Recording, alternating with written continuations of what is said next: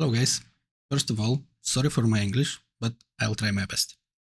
So I built an app that let me lay out all the text word by word individually, and if you connect AI to it, you get a text layout in your own style. After that, you can add any animation to each word individually based on the color of the text plus clip. You can add animation to a specific word or a list of words you read yourself. Choose exactly where the animation should be inserted, start, middle, or end of the word. Add adjustment clip at markers, choosing an animation for them. The animation clip color depends on the marker's color. And on top of all that, add sound which work like the animation model. I'll show you a simple example of what the program can do. All of this will happen in real time. Due to technical limitation of DaVinci, this program only works with Studio version 21 and above. There are 4 modules in the app: Layout, Macro, SFX and VFX. In this video, I'll break down how the Layout module works.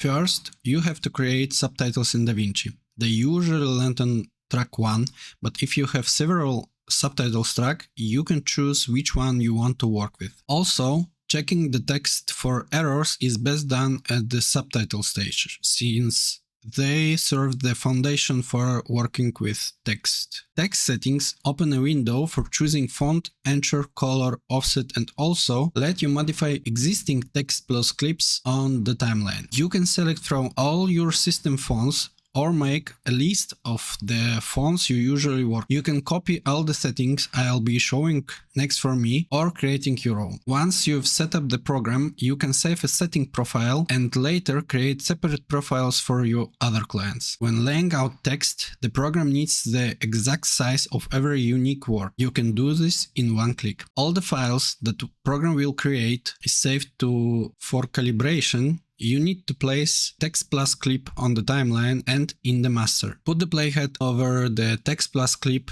and click auto measure. Words are calibrating from size 0.08 to 0.2, which let the program pick the right text size during layout. There is also a manual size window as a fallback if for some reason a word doesn't get measured. The program will automatically pull the size from there. You can skip auto measure and check use size table if you want to set it manually. But this will work much worse than the auto measure. The only thing I'd recommend changing in that table without checking the box are W-gap, horizontal word spacing, and V-gap, vertical line spacing. These settings always apply during mechanical layout. They don't affect AI-based layout, which we will get to later. After calibrating the words, you can choose the zone where you want the text to be. The zone can be defined using DaVinci's ruler. I usually don't change the width.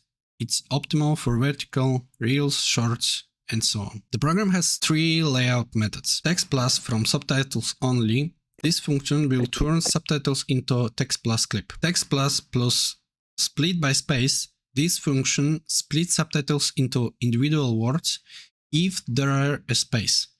DaVinci doesn't always split subtitles into every single word. These 2 methods aren't affected by the zone, but you can change their position, color, etc. using the text setting window. Text plus split plus layout on tracks. This is mechanical layout, and we will use this one right now. You can choose the track for the text plus clip. Here you need to define how many words you want per group and set the corresponding number of tracks. I'll use maximum of 5 words per group, so I'll select from 3 to 9. Next, the amount you want and the maximum number of characters per group. Minimum word per group 2 characters, 6.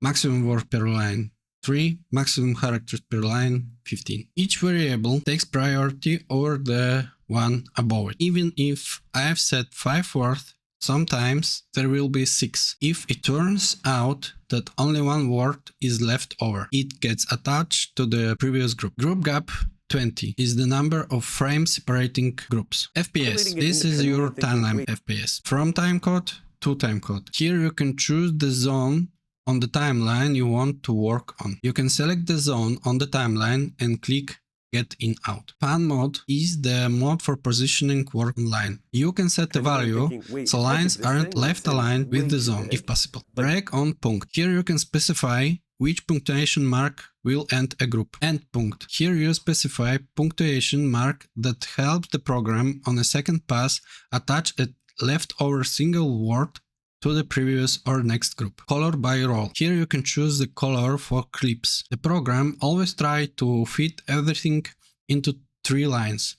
If there is only one line, it will always be big. If there are 2 or 3 lines, it will be the second line. Click Run and the text will be automatically laid out following your rules. Now, how to work with AI. Export from AI needs to be run after the program's second function, text plus split by space. Export creates a file containing all the words and the timings at which they appear. Export layout lets you export the layout correctly on your timeline to a file, which you can share if you want, but its main purpose is to teach the AI your specific style. Here's how it works. You upload your layout file into a chat with the AI. Works best with Cloud Opus 4.8 and analyze together what you did and why. You read the rules so the AI can produce a layout specifically in your style. The more layouts you have, the more precise you can make the rules. You also read a prompt tailored to your style that references your rules. Once you've created a file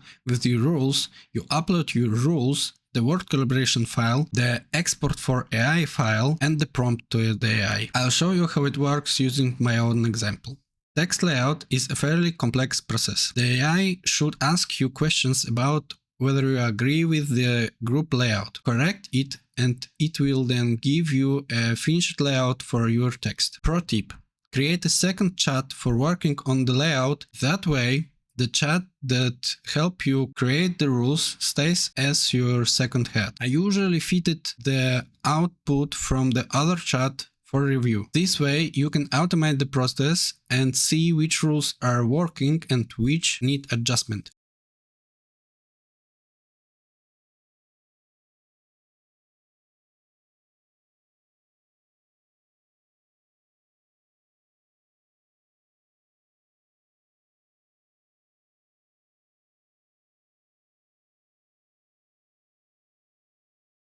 Now let's look at what we can do with an existing layout. Back to the text settings. Change font works with all words that have calibration, so remember, any typos need to be fixed back in the subtitles. If we change the font manually, the text position will shift too. Replacing the font through this function allows you for an almost perfect position match, but we need calibration for the font we are switching to. Let me show you how it works. Now let's calibrate and see how it looks like. The position may differ by just a few pixels.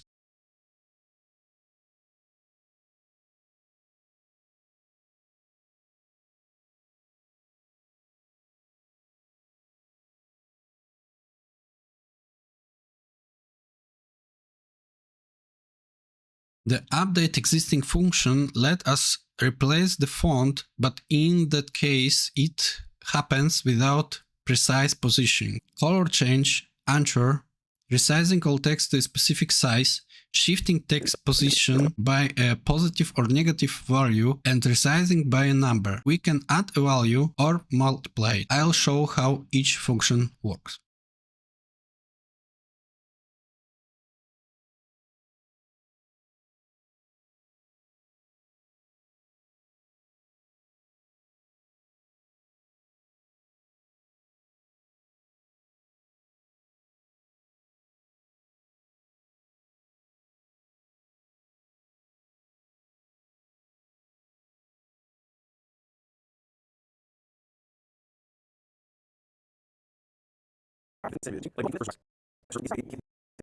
Changing the color of a text that has a composite mode applied. I am not a fan of the popular difference method, sometimes renders poorly. Exclusion works better, but I use a combination of exclusion plus color on top of it. Here's the difference between those methods.